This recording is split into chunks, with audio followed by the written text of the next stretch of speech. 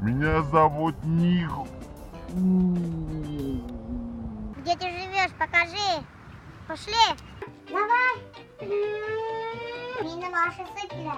Физра, хочу водичку. Давай быстрее. Ты такой тупой, Николай. Меня так-то зовут Никита, а не Николай.